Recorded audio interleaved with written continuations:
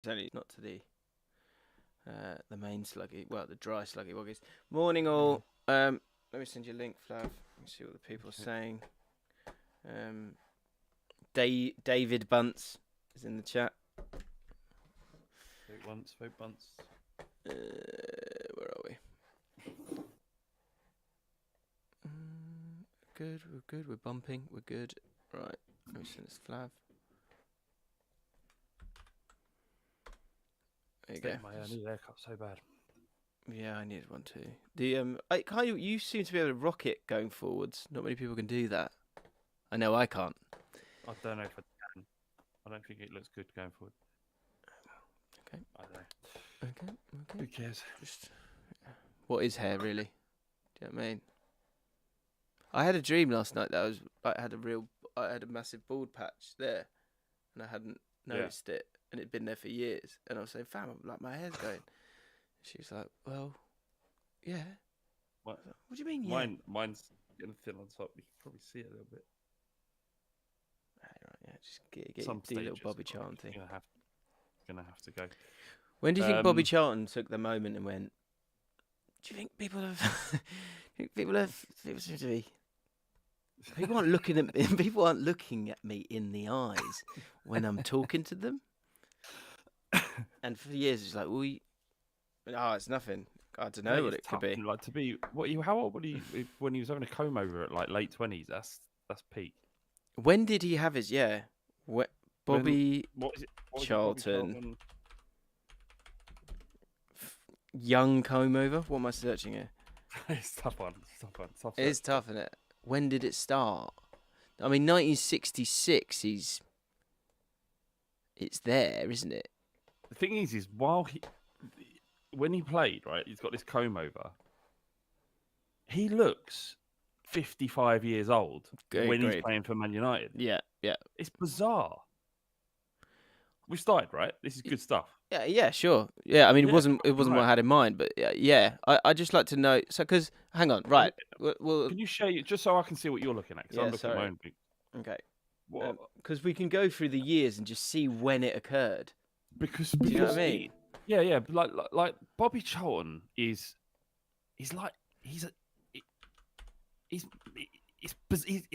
I've never seen a professional footballer look as old as him in his peak.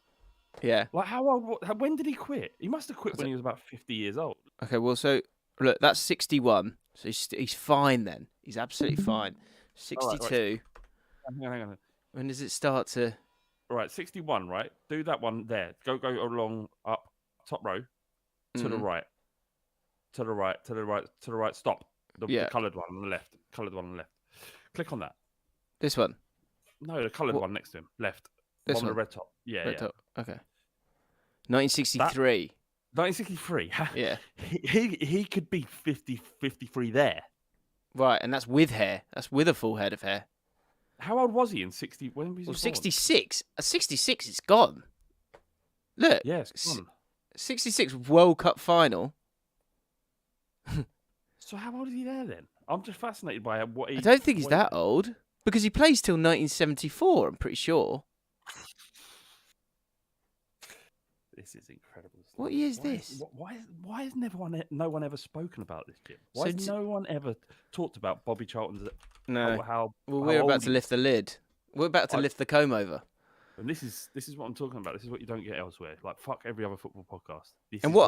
Yeah, I think it's important to say. I think he's suffering with dementia at the moment, and so we wish him all the best. And he seems like the most lovely man. He's got a lovely face. Okay, but we just I feel like at that moment in time, I think it's a fair critique that it wasn't necessary. I'm just saying how old did he look when he was supposedly 25. So that's 1966, right? That's 1966. So, and he's got the comb over there. You know, I don't know what's he? Someone's got to talk to him, hasn't he? Someone's got to say something. 85. How old was he then? He's 83 now. Someone do this for me. He's born in 1937. Okay, 47, 57. So he's 29. He's 29 there. It's not even the hair. You can go bald. He's 29. You can go bald. 29, the poor bloke. You can go bald in your 20s. A lot of people do. And it's not even the choice of the comb over. It's just how old he looked. His face is it's remarkable. Bobby Charlton's last game was here. And I don't know what year it was. Stamford Bridge. There he is. 70s, mid-70s, I think. Right. So that's... I can make that bigger. So he looks very old there. Yeah. Really, really old there. He looks... Oh, he come out the womb old, I think. Yeah, bless him. That... 1970. If it is 1974, if 1974, he's what? He's 35. He's 35 there. That's younger than he's you. 35 younger than you, there. James. He looks like he's lived. He looks like he's lived for 2 lifetimes. He's younger than you, James. In that picture. He's a year younger than me there. That's incredible. Amazing. Oh wow. Good old Bobby. We love you, Bobby. You know, it's all Great good. player. But yeah, what a player? What he could strike a football. I'll tell you that for free. Or he could play. Yeah. So the thing is, what he wouldn't put up with these days. He wouldn't put up with these days. Yeah. These fucking soft continental forward midfielders. You know, yeah, you're right. He would. I think. He could have said some problematic stuff. I don't know, but I don't think he'd have much time for the modern Premier League footballer. I think the modern world wouldn't have time for hair all over the place like that, which leads me on beautifully to this week's sponsor, Manscaped. It's never too early. This is my favourite bit. You guys know this is my favourite bit. You know it is when I get to read out the Manscaped blurb. Here we go. Yeah, it's great. It's never too early to play holiday music. And it's never too early to start thinking about gifts. Whether it's for a friend or the friends in your pants. Or your friend who's got a comb over down there. Imagine someone's got a comb over down there. Just hanging on to that last pube down the right. This is what I was... Swiping like that. licking their fingers and wiping it along. What? That's fine. That's still there. Doesn't need to happen anymore. Because you can make this a season to be jolly with Manscaped. Yeah. Do your little drummer boy a favour and use the Lawnmower 4.0 to avoid another silent night. Fantastic. That's brilliant. In the bedroom. Yeah. Then add in Manscaped's top of the line shower products to have the people thinking, all I want for Christmas is you. I'm honestly reading this. Santa cares about his sack, and so should you.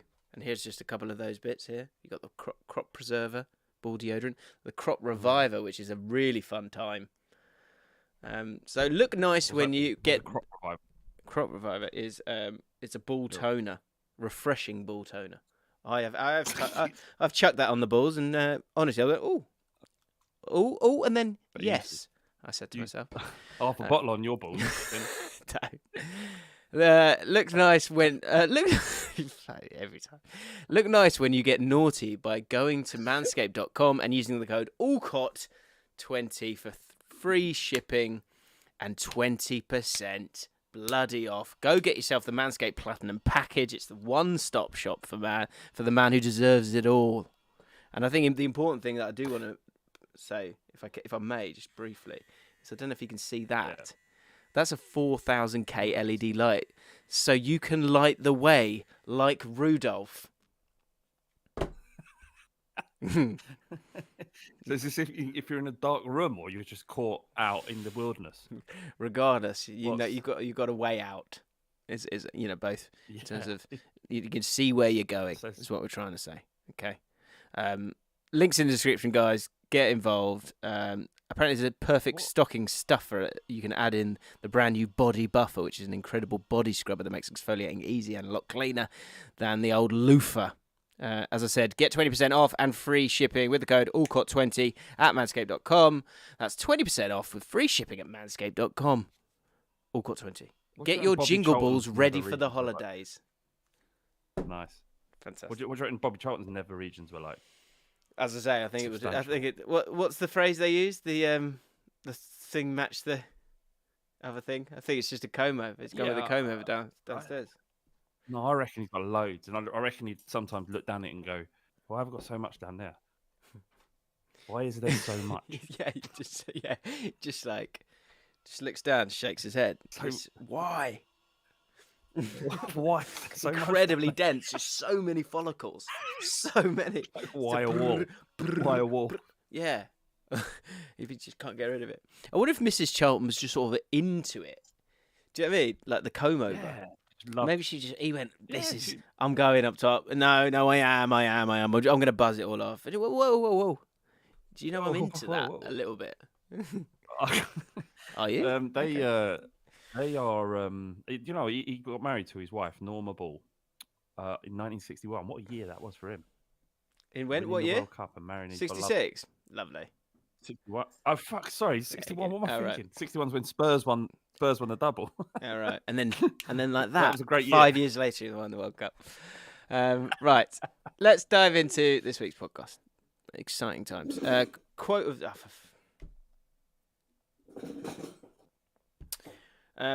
quote of the week. Actually, no. Do you know what? I had such a good link for Manscaped here as well, which is a shame. You can't outlink, can you? It's difficult. Anyway, Luke Bromwich, quote of the week was, my preference, this is something you said last week, my preference for this podcast, when people listen to this, is to have no trousers on and be half-mast. Football podcast. And then Ben wrote, given I usually listen to the pod during work, brackets I work in a kitchen, I think it might cause some tension if I decide to start listening with my trousers down and a semi, and may even cause some issues with productivity. Still, I'll make sure to do my bit for the slugs, only forwards. So, Ben, if you are listening to this right now, trousers down. Maybe put one of those, what we will allow is you can put one of those little hair nets on your balls. Which hopefully have been sculpted. We didn't specify this last week. Were we saying trousers down or trousers off? Quite like just the trousers down. yeah. Ben's just presumed like still connected to the if anyone comes in, quickly pull them up. Just sorry, I was just listening to Jaffn. Well, you know when you're I want to shout out. Of course you can. Go on. So shout out Tom and Finn, who I met at the overlap last week. Pair of lovely gents. Lovely sluggies. They'll be watching. Tom already knows because he's a moist. I'm not sure Finn was a moisty, but he runs a Wolverhampton YouTube channel. Okay. He went, I'm a slug, and I was like, yeah, but are you moist or are you dry? And this is the problem. Is it's a good test that. It's a good test that. With a stern look as well. Yeah, with a stern look, but are you moist? Are you dry? And if they panic, but I don't. Yeah. But with the distraction of what this is all about, it's about building the slug community. And it doesn't matter whether they're moist or dry; they're both equally as important. Now, I don't think we should be dividing. But now is the time to become moist, isn't it? Now is the time to become moist, because. So first of all, as you guys know by now, Alcott's off to Qatar with Sky Sports News, 9:30 every game day morning. Join us. And also 8 hours. That flight is 8 hours. Yeah, it's juicy. What am I going to watch? Go. If they said, "Oh yeah, I'll go," I'll go to Qatar, and I was like, and they'll go, and I go, "Yeah, but how long is the flight? 8 hours." I don't know. I'm not sure I can make it. Really? Do you think everyone drinks a lot on the plane because they're like, it's sort of like last chance kind of thing? Or is it Qatar Airlines? Yeah, I think so. Yeah. Well, I don't know if they'll serve alcohol then. Oh, right, yeah, of course. Anyway, sorry, go on. Yeah, why should they become slugs? So, right, guys, please concentrate here. Now, we are doing a gargantuan World Cup sweepstakes for the patrons. And if you sign up for less than a London Pint, that's $4, I think, then you will be straight into the World Cup sweepstake. Now, what you need to do is you need to become a patron. And also, we're going to definitely keep the mailbags going whilst I'm in Qatar. I don't know what's going to be happening in terms of the podcast because I might not have time to do the running order and stuff.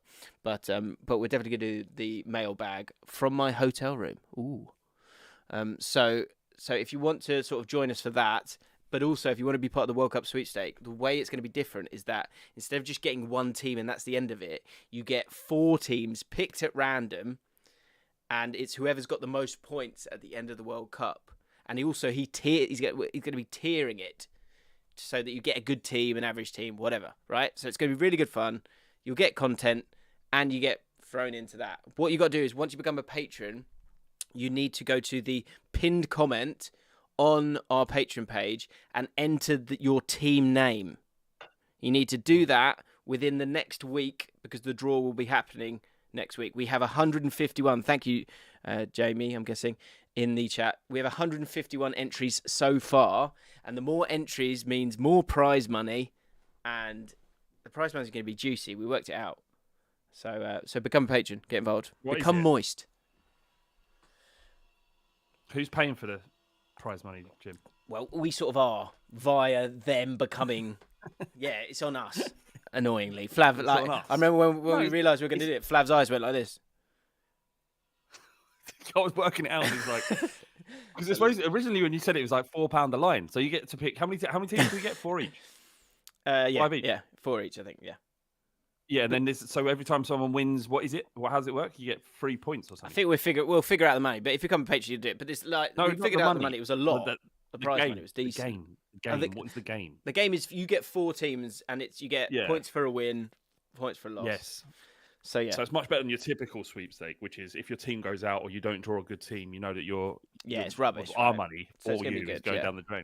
Almost a league. When originally it was like £4 a line, and we were like, hold on a minute, that's sort of $2,000. Steady. Right. So get involved, become a patron. You might enjoy the mailbags as well. We are able to talk a little bit more candidly on there. So yeah, obviously get involved. Plus, there's how many are there? 90. You can go back. They're all evergreen pretty much, so you can go back and listen. That's to true. all Yeah, 91 by now. That's true. 91. Okay. Jim Big Laugh Award. A couple of Samisms off the bat. I had one as well. I was watching. So here's one from me. I was watching Final Score at the weekend, and they went to a reporter. And the reporter went, "Oh, they've been going at it. They've been throwing everything at the kitchen sink." and I was like, so I just had the image of a kitchen sink, and just people throwing stuff at it. Of course, the phrase is actually, "It's thrown the kitchen sink at it." Can you masturbate in Qatar? Is that allowed? Have you listened to that? I think that's on gov.uk. I've searched gov.uk, can I masturbate? And nothing comes up. Can't believe it. Travel advice. Masturbation right down the bottom. I don't know. I don't think you can do that in any public place, can you? No, I'm not saying public place, just in your hotel room. You're going to be in there for a good 3 weeks. Do you think it's like you're sort of... Do you think someone's got enough of a conscience to go in their hotel room, just twiddling their thumbs? I can't, can I? I can't. I want to, but I can't. Against the bloody rules. Yeah. I don't know. Cross that bridge when we come to. Let me know how you get on with that, though. Yeah, I will. Yeah. Decided to give it a go. Just going to try this as quick as I can. All right, but you popped it in my mind. You did ask me to tell you, so I'm going to give it a crack.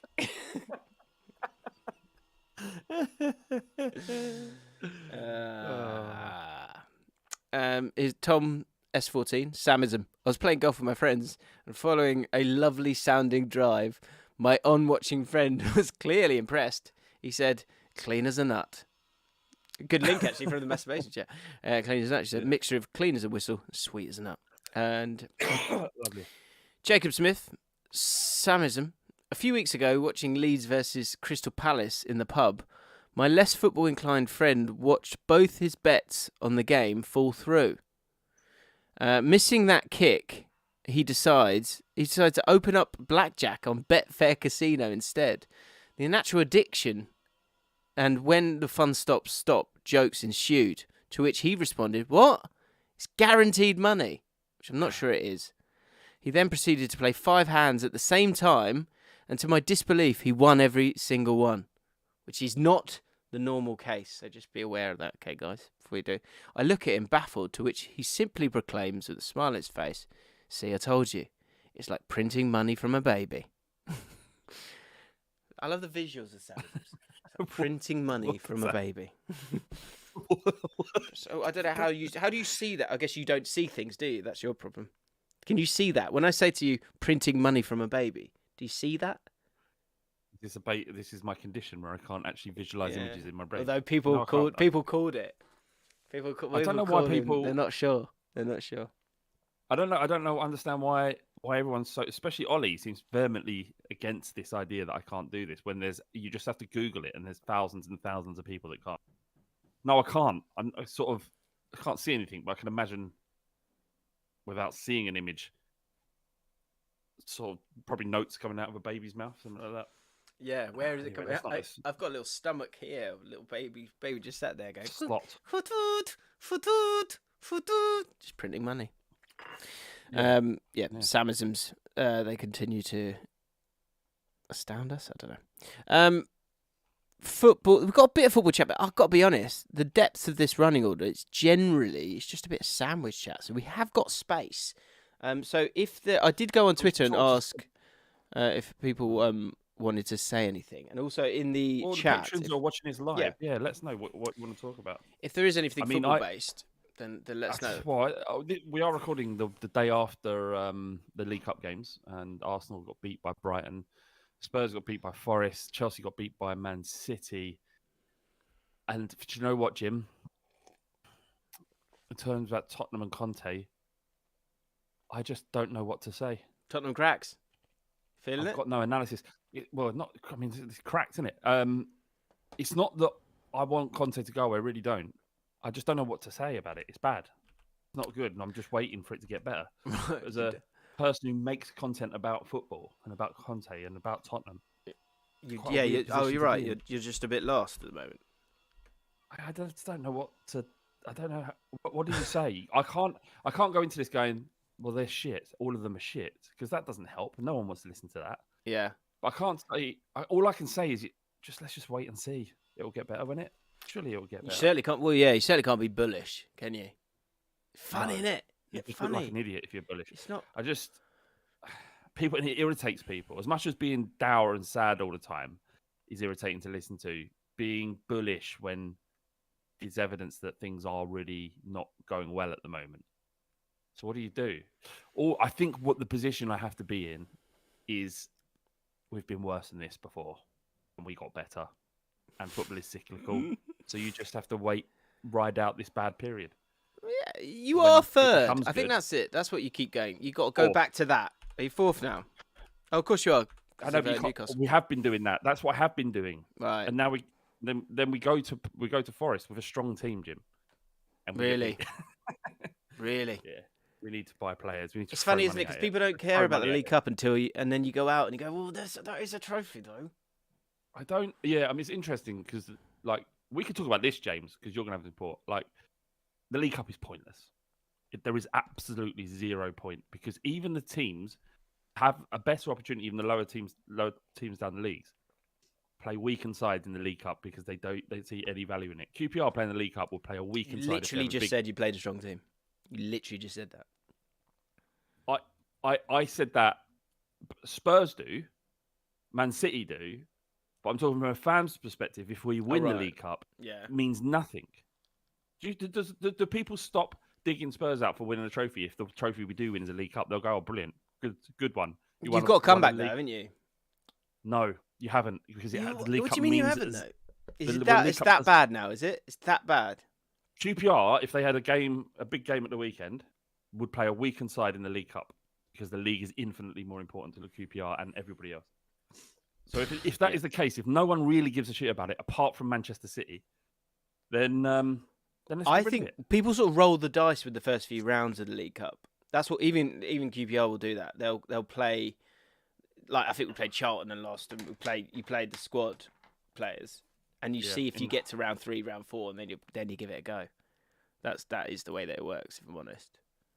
Yeah, so let's just get rid of it. Yeah, I'm at the stage where, do you know what though? It's just football's so hard to enjoy, isn't it? Yeah. Don't you think?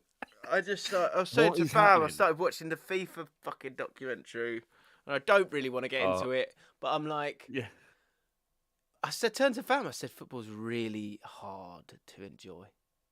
And then the Liverpool takeover is part of this as well. Like, I see the Liverpool takeover, and I see the I see the giddiness of some Liverpool fans. No, there's lots that don't want this. No, and I appreciate that, but I always think of the phrase that you say: "Life makes hypocrites of us all." Life makes hypocrites. I think any Liverpool fan from Liverpool would be against a Saudi or a nation state takeover, because that is the only question when it comes to this takeover, doesn't it? Isn't it really? But the problem is there's a sort of clubs are snookered now, where it costs 4.3 billion to buy this historical moral football club, and and there's so few options. There's no one with a socialist outlook will be able to buy Liverpool, because no one with a socialist outlook has 4.5 billion pounds. Yeah. Also, that's an inflated. Yeah. And the history, and we talk about the history and the majesty and the magical elements of these clubs. What really kills me is it's not enough. Say in the sort of like when you talk about any teams can be too big to sort of plummet and plummet and plummet. They will always kind of resurface back up to the top. That has always existed for Man United, Liverpool, big clubs, whatever, right? But now you're seeing that even teams who are at the top, for them to, if you look at it the other way around, for them to stay at the top, the one thing they need above anything else is money. And it's so even Liverpool, when they get sold, will have to be sold to someone with at least 4.3 billion to spend, and with the idea. But let's use 4.3 because I think I saw that in a report. Yeah. The one was comparable to Chelsea. And so Bauer says, I don't understand why FSG want out.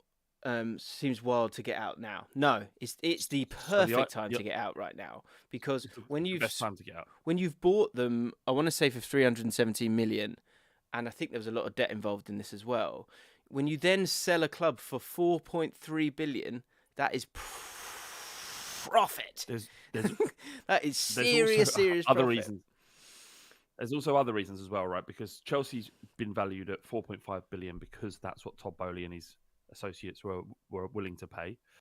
There was more than one bidder, so it's not that's a completely inflated price, but it is an inflated price. And the worry from FSG, I'd imagine, and other owners, would be that if that's the price for a club the size of Liverpool or Chelsea, and then you add Liverpool to that, which has a much bigger global audience than Chelsea does, that price might come down. And if it comes down, their profits are that they've got an obligation to their shareholders, and they are a hedge company, to satisfy their shareholders. They have an obligation to do that. The other thing is that there is two other teams. If I remember reading this properly, I heard this on the radio, actually. Two other teams. There's going to be two teams going to the NBA. They're stretching the league by another two.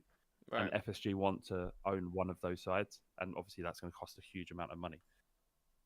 And that's another reason why they want out. And the opportunity is now. Well, they might not want out. They just want to probably sell a huge part of their share. But the best thing for Liverpool is that someone comes in as a minority shareholder and slowly builds towards a takeover, and then it's like a slow process where someone can start understanding the fabric of the club. Trouble you've got with a nation state coming in and doing it is that they won't do that. They'll come in and they'll want to change things. But it will become to a state where if you want to stay in the Premier League, you're going to have to be backed by a billionaire. And where's the fun in that? Well, this is it. So Bazal says you don't buy Liverpool now to make money, and that because that's the numbers have got so outrageous, and that's the thing. The ceiling is so there's still no ceiling, and truly there's still no true ceiling, and when that's the case, it's the same model in terms of. Yeah, it has to not be about money anymore. It needs to be about a plaything or another route towards, another thing that is worth your while. And that's what I mean. Like it's it's not just Chelsea out on their own, but there's the rest of us. It's not just Chelsea and Man City. It's not just Chelsea, Man City, and PSG. It's not just Chelsea, Man City, PSG, and Newcastle. It's now very likely, and again, for FSG, they are businessmen. For them to not take the highest offer available is poor business acumen. Obviously, They have to. Yeah, so it's another one. It's another one, and again, the focus will always be. That's what I was like. It's so sad, isn't it? When you then go, oh, people are just going, yeah, but we can get Mbappe now, and we can get these guys, and I get the excitement around those things, but it's another step towards a Super League, isn't it? I'm not saying it's anyone's fault. It's a sign of the times, but it's just ugly, isn't it? There's so much ugliness in football now. Anybody coming into, like Bilal says, their motives won't be about making money. It'll be about proving perception of, or whatever political agenda that they might have, like Saudis buying into sport, getting boxing over, getting GP over, getting buying football teams, is to improve the world perception of their country in part. If it is that, I guess the other one is they have there's like American investment venture capitalists or whatever it is, an investment fund there, consortium. Sorry, that was the word I was searching for. That would make it a little bit different. But again, there's an ideology there. When I see Todd Bowley talk about we need a team in. I can't remember where he said it, but like we need to be like Red Bull, where we have a team in Australia and America and Austria and Germany. Like that's becoming the norm as well. And yeah, I'm like Liverpool, because I thought Paul spoke on the overlap very well. Because this is the thing that in terms of life making hypocrites of us all. Very difficult position for Paul, because this is his business, and for him to sort of, I thought he made a great point about there'll be a lot of Liverpool fans deleting a lot of tweets, where it's like it makes it very hard for him. All fan bases went after Newcastle when it happened. Well, everybody, and Man City and Chelsea and all of them, and that's why I kind of keep coming back to, because it's not Paul's fault, it's not Newcastle United fans' fault, it's not Man City fans' fault, right? It's not Chelsea fans' fault. It has to come back to the ceilings need to be put in place, because you need to fence people in a little bit, because if you don't do that, it's just getting further and further and further away.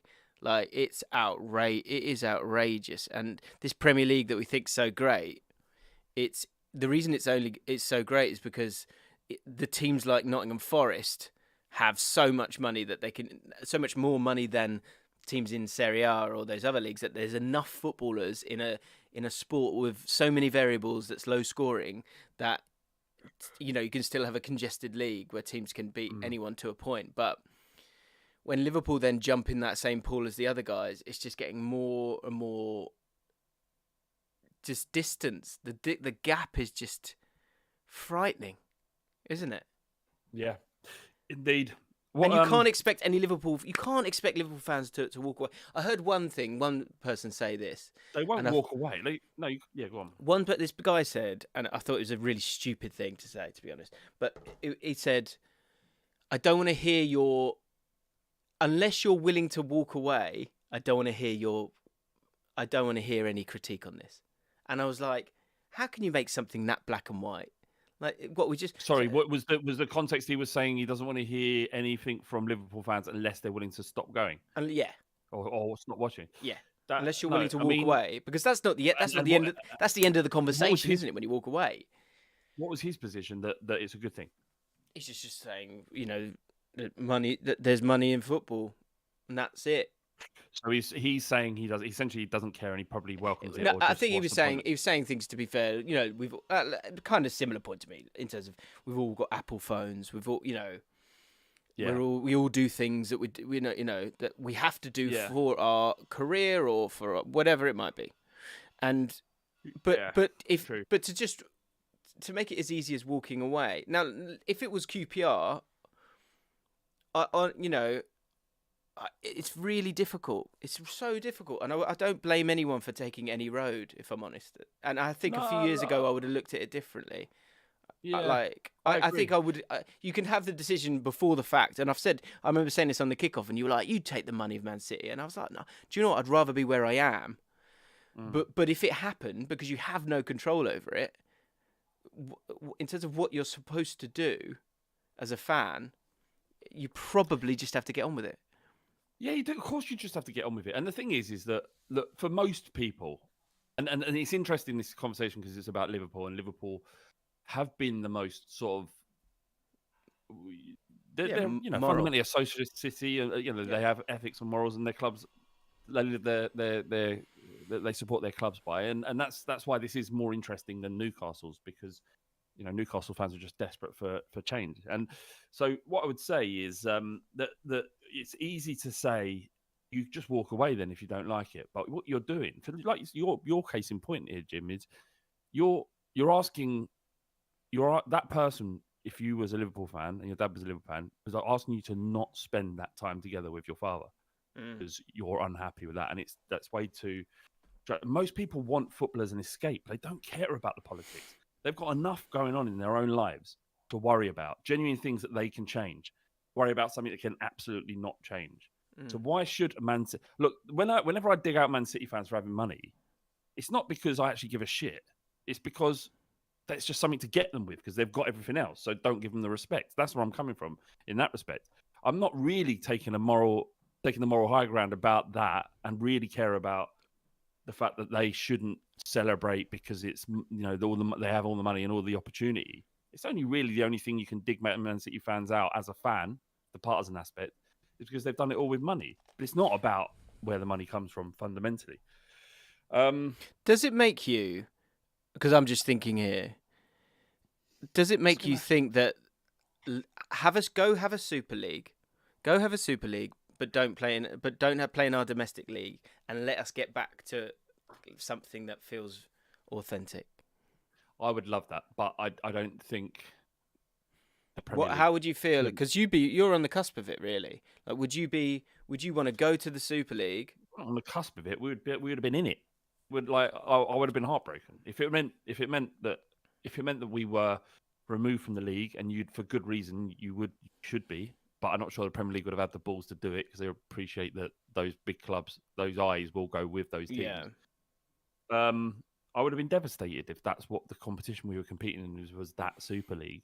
I'd also like to know, from the chat here, and I know we only got a few guys, but so it's not a big poll, but also in the comments, if that was to happen, if the Super League happened now, do you really think, Liverpool fans or Man United fans or, AC Milan fans, whoever, right?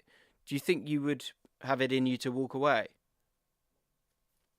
I mean, for me, that would be changing my entire life and how I earn my money and how my income and my lifestyle. So no, I'm not affecting I'm not going to allow something like that to impact my family and my kids. Yeah, and I really appreciate that honesty, because I think that is the truth to some of these things for some of these people, right? My kids don't even watch football. They don't watch Spurs. They're not interested in football, right? So, why should their lives be impacted because, I don't care enough about the game and its integrity anymore to drastically impact my family like that. Yeah, they're what's important to me, not the integrity of football, because that went down the pan a long time ago. Yeah, I think that's incredibly honest. It's just that's it. I think we're all feeling morally hamstrung, aren't we? Yeah, but the way to break through is just no one's getting hurt by this, really, are they? Certainly not domestically. It's just a shame. It's just a shame.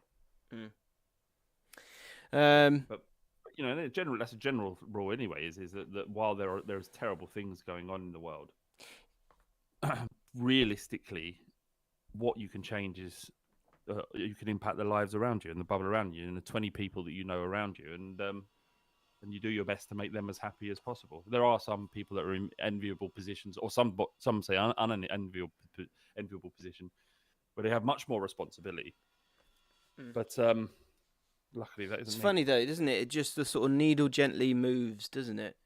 Yes. Yeah, it does. Yeah. What's the? Is there any way of having a happy ending here for Liverpool in terms of like that next move? Like, Well, they get Mbappe. They'll be happy about that, won't they?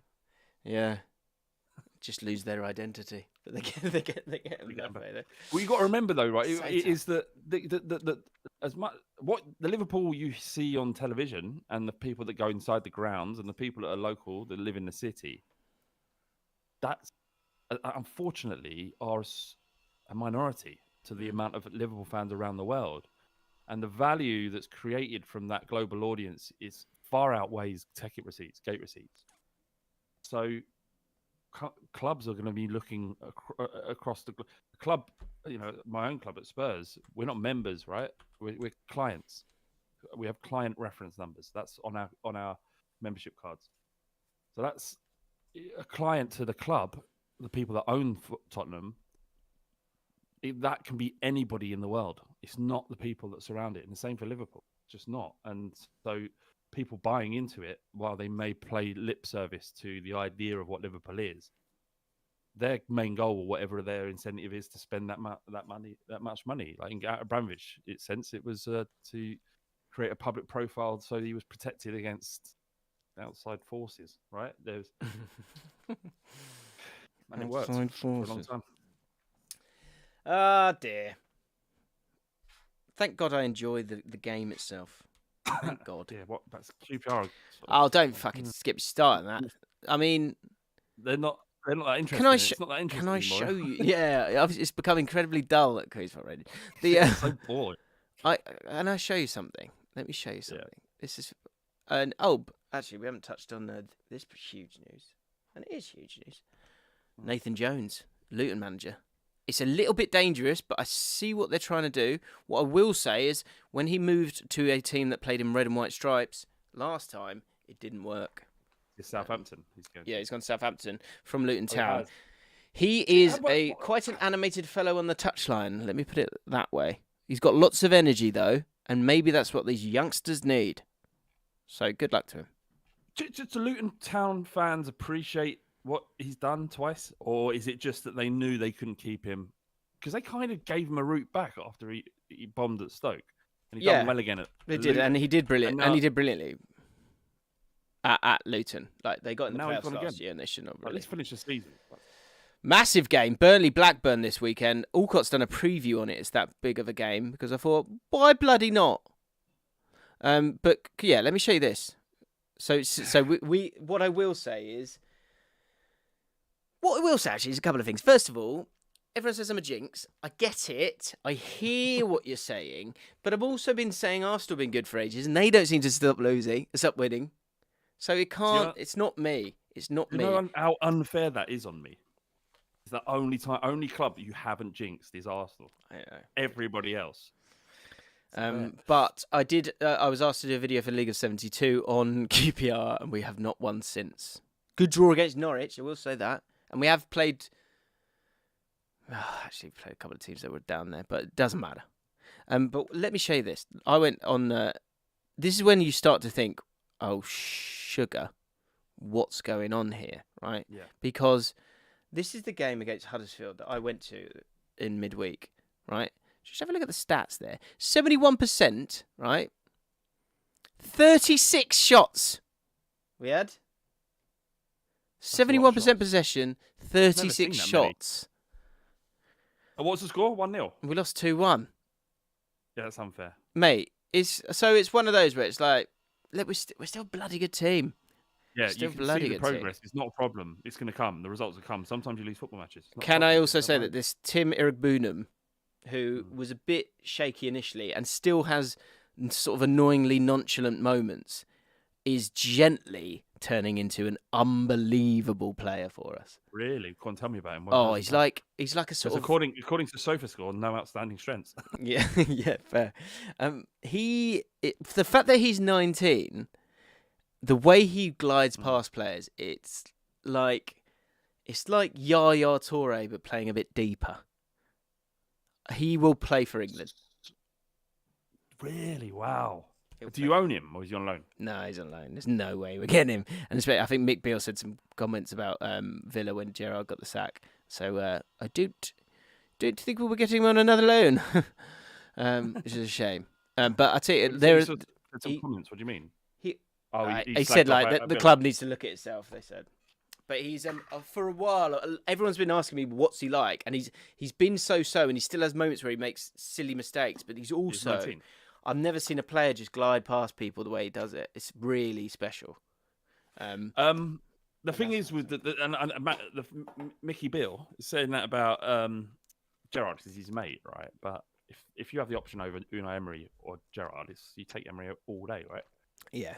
That was a coup for Villa. That was such a coup for Villa. Undercover coup for sure. Definitely an undercover coup. Great, and Wolves, like the standard of managers in the Premier League is unreal. It's crazy. Like clearly, obviously the go-to place in world football for any manager. You got Emery, you got Lopetegui. Is that right? Lopetegui. Yeah. Lopetegui. And then you got all the others as well. See, Nathan, that's the tough thing for Nathan Jones is he steps into that arena and he looks low rent. That's the tough thing for him and for Southampton. Because I heard Steve Crossman say this. I thought it was a really good point. Is that he will be a manager who's gone from I'm not sure if it's League 2 or League 1, but he's made his way through the leagues, right? And if you're a player, you'd be celebrated. But if you're a manager, you're like, is he capable? And so, well done, Nathan. You've done, to get that job, it's great. And to be in the Premier League is amazing for him. But it's an uphill task. And I wonder if you need... Do you think you need that sort of gravitas to even compete? Because I think the media will start... Everyone will turn their nose up at Southampton. They probably already do at this moment in time. Let's be honest. I think you need... Yes, you do need you need charisma, and you need to be able to inspire your players. And I'm saying obvious things, but good managers in the wrong fit jobs don't always work. And it kind of... What I've been saying about Graham Potter since he went to Chelsea is it doesn't feel right. And there's something in that. It's a kind of throwaway comment. It doesn't feel right. But you've watched enough football and seen enough of these kind of scenarios, and it doesn't feel like it's going to work because you can't imagine. And again, there's something in it because we watch so much football and we've seen it before. But there's also nothing in it either because how do I know? But you can't imagine Thiago Silva listening intently to Graham Potter because he's done so much more than Graham Potter. Yeah. You know that people say sort of trust your gut. I don't know if I said this to you before. I found out that your gut has actual like sort of loads of nerve endings. It's directly linked to your brain. You know when you're super stressed out, you feel it in your gut. Yeah, it's an actual thing, isn't it? That's a real thing. Yeah, I found that out recently. Do you know what I also found out last night? You know, encore une fois. That's all. Yeah. That means once again in French. I never looked it up. It means once again. Do you know what else I found out? You know, Like a Prayer by Madonna. It's about blowjobs. It's about blowjobs. Do you know actually? But so we're going to get into sandwich chat now. Which before I even get into sandwich chat, I just want to read this because I think this could proceed. Is that the word? Joe A says, hang on a second. When you call my name, it's like a little prayer. I'm down on my knees. I want to take you there in the midnight hour. I can feel your power. Just like a prayer. You know I'll take you there. Talking about sucking dick. Take you there. Yeah. I close my eyes. Oh God, I think I'm falling out of the sky. I close my eyes. Heaven help me. Talk about sucking dick. You know the video is obviously really super religious as well. Yeah, because you obviously can't actually make it about that. So let's give people what they want. But I know what I'm thinking about. And that's importantly, am I right? I might be wrong in this. I think the person they have a black Jesus, and I think the black Jesus, is the bloke from Cool Runnings. What? Be careful here, James. I know where I always cut it out, can't we? Be careful. Yeah, I'm pretty sure that is the guy. It's him. Yeah, it is. He's the guy Yeah, from it Cool is. Runnings. It is. There he is. Can we just check that it is? I'm sure it is. I'm sure it is. Life and prayer. Cool Runnings. I see power. He actually doesn't say that line in that film. Great film. I once on a flight to Miami, I caught my dad crying at the end of that film. Cool Runnings. What Cool Runnings? I mean, he's emotional. I told my dad. He's like, my dad. Yeah, it is him, by the way. yeah, and he's like, you're right, Dad. And then looked at the screen. It was the end of Cool Runnings. It was like when they were when they clap. It's bobsleigh time. It's so Great good. film. Love that film. Great film. John Candy. He's great as well. Yeah, right, so sandwich chat. Well, how did we get on? Oh, actually, that was one thing I do want to say. So Flav had this idea. We were talking about this on the mailbag. I just think it's a really good bit. And it was things. Are we going to make this a man thing? Yeah, things that men do, right? Okay. Things that men do that we never talk about, but that women would never know. Yeah. Like, unless you're like a man with balls and a dick, you like just really complicated because I don't want to offend anybody, but just typical men, right? The things that we do that we never talk about that a woman would never understand. One of which is if we're going into a toilet, this is like the most obvious one. Yeah. And you're looking at all the urinals. As a man, you've never been taught this, but you know exactly your place, depending on the positions of every other man in that toilet. If there are, you know where to go. And if you don't choose the right option, you looked at very, very strangely. Like, what's your game? Yeah. What's your game? And it depends completely. So if you have a row of urinals, and there is all right, Jim, I'll test you here, right? If you have a row, imagine a wall. Use your hand. Use your fingers. Right. Say okay. So there's a row of there's 5 urinals, right? Mm-hmm. And you've gone into the toilet, and there is a man standing at that one. Right. Which one? Where do you piss? Where do I piss? So it's 5. Yeah. I mean, of course it. Yeah. The other end. You go thumb as far away as possible. Right, exactly. Far away as possible. So you've got one man there, and you're there. Another bloke comes in. Where does he go? Slap bang in the middle. He goes right there, doesn't he, Jim? Now, in an ideal world, if your next man walks in, well, this is a power move now. This is a power move. You got to go. You either wait. Wait is the correct answer. Right. You either wait or you go no. Well, no. Wait, but sometimes you can't wait. So what do you have to do? I mean, you'd go. I mean, you have to go. You know, one of the other two. Jim, don't you? it doesn't matter which one you do. You have to go to one of them, but you've got to go with confidence. You can't sheepishly go in there. Yeah. You've got to go. Yeah, you've got to go with them tempo. Yeah, massively. Yes. And what's more interesting is when you go into like a service station. Imagine fleet services, and there are urinals everywhere.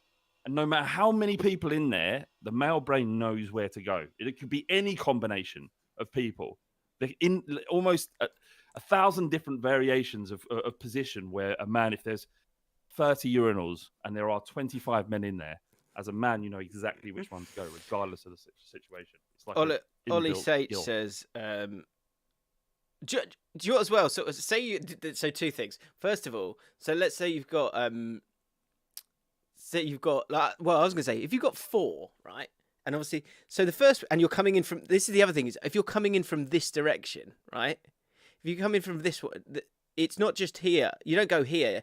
You go far, you go towards the wall, don't you, as well? That's the other thing that you turn, a slight turn. Yeah. Now, I don't see 4 often, but if you were to see 4, and there was one, one person goes down the end, and then one person obviously goes the other one, there's 2 left in the middle, what would you do then? It depends on the size of the man. Yeah, you go next to the guy short guy. Yeah, exactly. Yeah, 100% go next to the guy short. or it might be an age thing. You might go, because say the guy's like, he's 25. And there's an old boy. The other guy's an old boy. You go next to the old boy. Yeah, of course you go next to the old boy. It's just Jim, I've never known. I never had that exact scenario, but I knew the answer. I knew the answer. So the other one was that, and we want you to let us know what men do in the Catherine comments says below, males right? are so odd. I'd actually like to be enlightened by by some of these the sort of female things that I could look out for later on. But this is what's funny. This is what's funny about it is because what's beautiful about this conversation is these are odd things that men do. Yeah, and it's like so another one would be imagine a man, right, and imagine footprints. It's snowing, right, or you're on a beach. First snow. Right, and you're walking, you can see the footprints, and then after 4 or 5 footprints, there is a footprint wide right, and then back to the normal footprint pattern. So one step is a wide right step, and then back to the normal footprint. What are we doing there, Jim? What has occurred there? What's occurred? Let us know in the comments below. Yeah, on a hot day. A hot day, you might see several steps to the right. Here's a scenario. It's a when you go to Qatar, you might do a double jump, a double splits, and then go back. It's a destination. It's a destination wedding, right? It's a destination wedding, and the groom and the bride have got to go do some pictures on the beach, and it's step, and then all of a sudden there's a right step, and then come back in. What's occurred there? What is going on there? Eep Degree says letting them breathe. Bauer says sack release. Yes, sack release. Correct. You know, we can only pray that you've stayed on top of it with thanks to Manscaped. Links in the description. More of what men do in the comments below, please. Yes. Okay. Right, sandwich chat. Here we go. So Joe A says, rogue shout, but I think we're overthinking sandwiches here. Yes, and you're about to see why. So JP says, the sandwich ball sphere story, which you said it was nonsense. Do you remember this a couple of weeks ago? So yeah, so there was a guy on his school trip into a ball. He said you're not having it. He says that the sandwich ball sphere story is definitely true. I regularly form sandwich balls when I was younger. I'd remove the crust first, and it's entirely the middle bit of the sandwich. Sorry. So it's like a Scotch egg, but in sandwich form. You get all the innards. Yeah. Why, though? Why is that better than just eating it in a normal form? We have our ways, don't we? So when you're a kid, you do weird things, but as a grown man making sandwich balls, that's not odd, is it? Well, so is that on? Rebecca, who is one of the sort of key question masters in the mailbag. She's sick in the head. She sends the most abhorrent questions that we have to. She creates images in my brain that no one else has done in my entire life. Absolutely. And it was your birthday this week. Happy birthday! I don't know if Rebecca's in the chat. I've never. She made a cake for her birthday. Looked very moist to me. I've never been afraid of a cake before until then. Yeah. Until then. It was it was different. So regarding sandwich chat, I think so. Much like JP, I think I may be able to shed some light on the balled up sandwich. I love this. I'm autistic and I have balled up 80% of all sandwiches. It's got the stats I've ever eaten. I take the filling. So I take the filling brackets usually ham out of the sandwich and eat that first. then there's just 2 slices of bread. Or a butter sandwich. More on that in a minute. There is something about feeling the texture of the bread change as you mould it into a ball. Feeling it get warmer in your hands until you get a smooth sphere, which is almost like a dough ball. Well, it is a dough ball because you've just eaten the ham, Rebecca. It's just so satisfying. If I'm eating it, this is the bit I love. If I'm eating a sandwich normally, I get thoughts similar to those you described about wanting to kick children. That are like, so that was an intrusive thought you were talking about the other week. Yeah, I don't actually want to. You don't actually want to, typically. Sorry, which is like, roll it into a ball. Why aren't we rolling it into a ball? So yeah, it's a bit strange, but it's definitely a thing. I mean, I'm okay, but maybe it is a thing, but should it be? Should we allow this to pass? Like, people are free to do whatever they want, but rolling up bread seems like a fucking waste of time. Would you, Rebecca? Would you wash your hands before rolling the ball? Or JP as well? Does it need to be smooth as well? wants It's a no longer a smooth sandwich sphere. either, is it? It is a dough ball. You're literally creating. You're not. I don't think it's a sandwich anymore. No, this is the if the innards of the sandwich are in the middle of the dough ball, then I can kind of see it. I'll be on. I'll at least allow it. But in this instance, we're not talking about sandwiches anymore. I don't think. I think you need to give that a different name, Rebecca. And now just move on with the rest of your life and go. I don't really like sandwiches. I eat a Beck ball. I like to eat Beck balls. Yeah. And also, I'd like to know if you. So, do you make a sandwich, sit down, and then open the sandwich, eat the ham, then make the dough ball? Why not just get some ham out, butter 2 bits of bread, and make a ball? Yeah. Let us know. We'll talk about that in the mailbag. Yeah. Right. Yeah, for sure. Now it's going to get deeper here, guys. The replies on this are just phenomenal. Michael Everson. At what point does a sandwich become a sandwich? Right.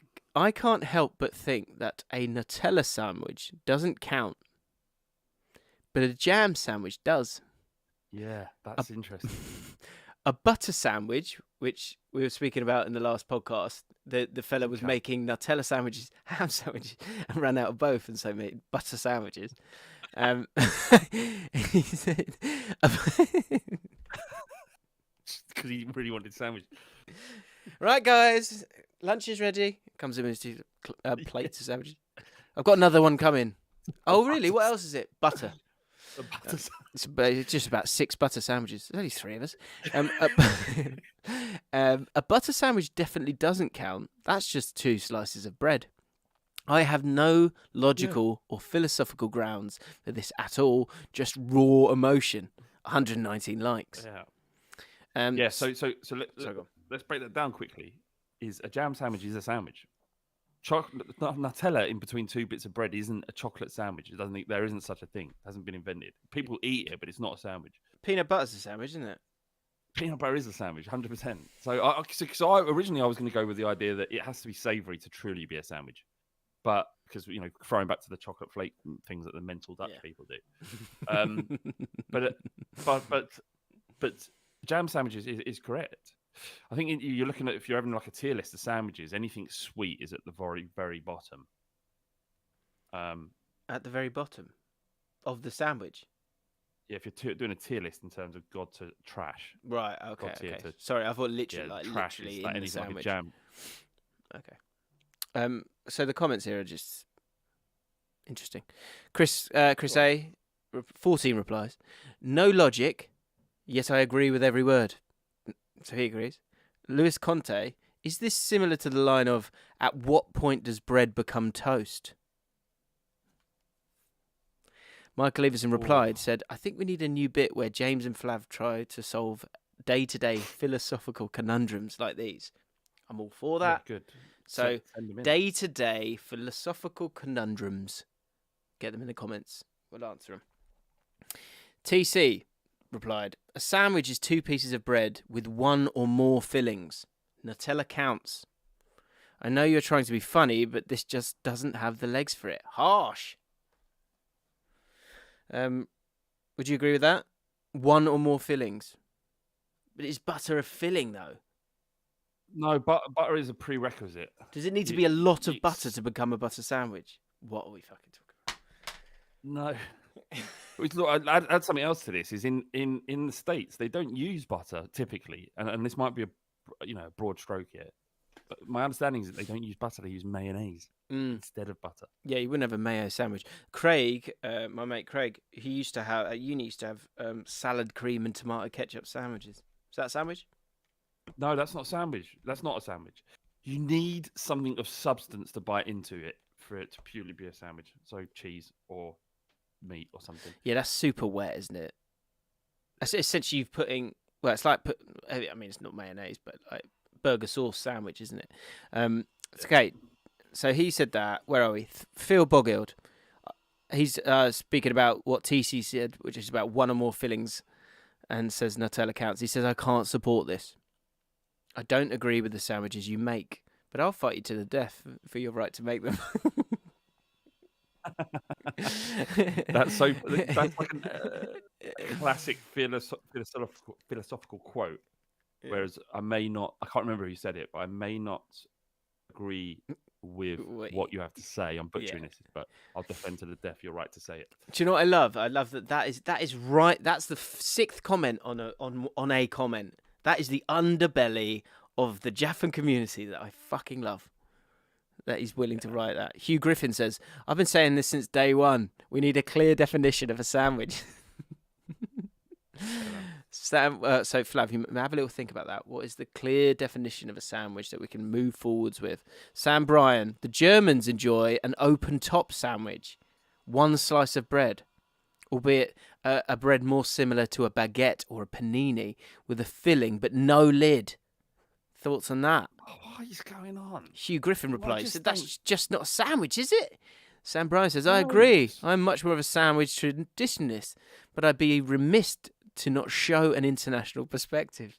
Hugh Griffin's replied, "I think it's important to show an openness and consideration to other cultures' bread/filling approaches, but I think we also have to stay true to the core values that made the sandwich great." Yeah. But are Germans calling these things sandwiches, though? So, well, thank you. Harry Grimes, this is not a reply, this is a new comment. He says, "On Sandwich Chat, I recently moved to Germany and was enjoying a delightful local drinking establishment with a friend. The bar recommended their Mettbrötchen." So I asked what it was. The waitress said it was a local speciality, essentially a pork sandwich with spices, so I indulged. To my horror, she brought out what essentially was a completely raw, cold slab of pork in between some bread. It's apparently very common here to want a side of E. coli with your dinner, and I haven't had a solid poo in days. So yeah, the Germans are at it with odd sandwiches. So it seems like there's one without a top. It seems like there's this pork mess going on as well. I've forgotten what your question was. I don't understand either. In terms of defining a sandwich, obviously it's anything between two closed bits of bread, and there needs to be substance to bite into, whether that be a bit of halloumi, maybe a bit of beef, or cheese. But it has to have a little bit of resistance as you go through it. Got to have a bit bread, of bite. Yeah, that's what I'd say. But so it has to be a bitter bite that is not the bread. Exactly. What about ham? Ham's fine. Okay. Ham's fine. You can eat even like a sandwich connoisseur will feel even the slight bit of resistance to make a sandwich. Do you know what I'd love to do? I'd love to do a TV series with you where we travelled the world and tried different sandwiches. That would be great. That would work. Would it not work? Of course it would work. It'd be a travel/food show where we just go, there's a sandwich, should we eat it? And then we talk about it. But specifically sandwiches. We don't. I think we could do this, Jim, as a YouTube channel on its own. It's like Chicken Connoisseur, but sandwiches. With the Sandwich Men. The Sandwich Men. Yeah. Do you know where my love of sandwiches came from? Is watching my dad as a kid. You know when your father is your hero, regardless of what happens. Your father is your hero when you're a kid until you get to an age where you realise he's fallible and you develop a different kind of relationship. But as a kid, whatever your father does, you'll defend and look up to and want to replicate. There wasn't a dinner time that went by without my dad on the side of his normal plate of food, his normal dinner, that he wouldn't have a slice of bread next to it, ready to make a sandwich out of his dinner. Really? Roast dinner, he'll have a roast dinner sandwich. Oof. Sausage and mash, he'll make a sausage and mash sandwich. Without fail. Oh, what a shame. Without fail. You've lost me there. Mate, look, sausage and mash sandwich. That's what I'm saying, Jimmy. It didn't matter to him. It didn't matter what was in it. It's just that it was his dinner and he had a slice of bread next to it. And whatever it was on that plate went into that and made a sandwich and he ate it and he was happy. Do you know what would be good? Because obviously with the channel, maybe it's, I do want to go to like all these massive games. But like if we could do sandwiches and football series and travel the world, Flat. You fancy that? Yeah, of course I fancy that. That'd be Shall I ring amazing, my that. dad up and see if if he remembers the old sandwich stuff? The thought of mash in a sandwich is just feels incredibly wrong Well, to me. I might have just thrown that in there. I'm just sort of Okay, making the point that okay. regardless of what. Ask him if he's ever had a mash sandwich.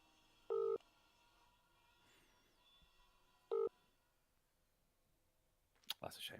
Yeah, busy man. Guess we'll never know. We'll never know. Maybe next time. And last bit of sandwich chat. It could be the end. You never know. But Luke, who's got his own business now, connects us. He's doing great things. Let's get that done. Let's I don't know. Trivago, would Trivago sponsor me and Flav going to football matches, eating sandwiches? Sandwich.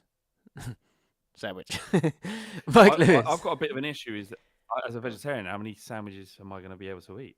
I mean, that makes it more inclusive, though. We might have to. You have two sandwiches. You go, I'll get the meat one. It's sort of like you get the other on the road with Smith, but just about sandwiches. Yeah. Well, yeah, the trip, McSlash says, but just sandwiches. Yeah.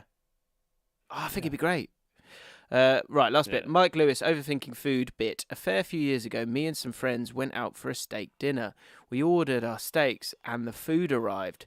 I'd gone through the peas and the chips and I'd left the steak until last as it's the main event. The reason I'm here. The best bit. My friend looked at me in disgust and said, what if there's a fire and you've just filled up on peas? A lot changed for me on that day, including an increased awareness for fire hazards.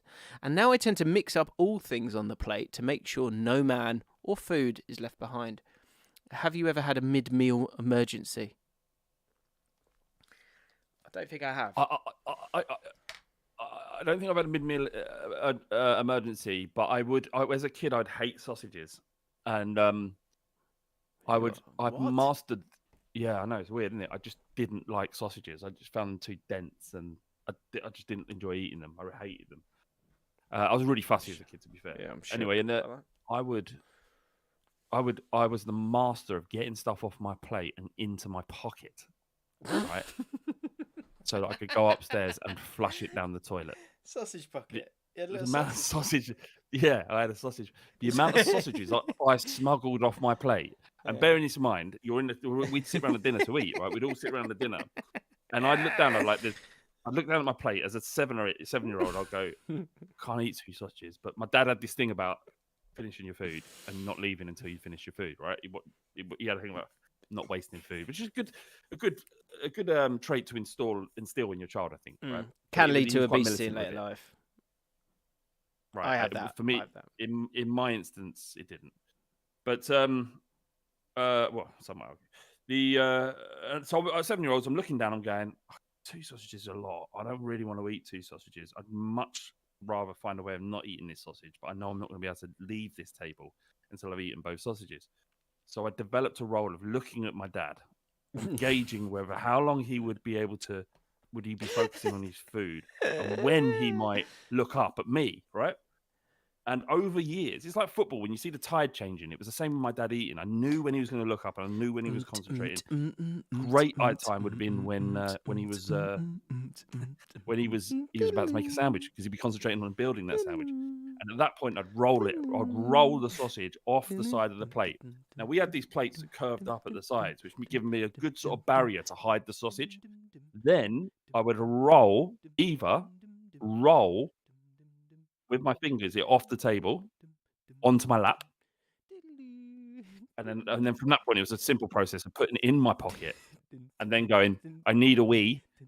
Up I would go, plop the sausage in the toilet and flush it, and I'd never have to eat it. And I'd have to force it. Wow.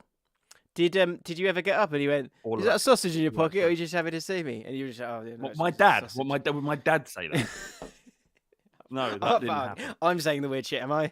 I'm saying the weird shit. You're the weirdo. What's the most about the sausages you ever got in your pocket? I don't think I ever did more than one.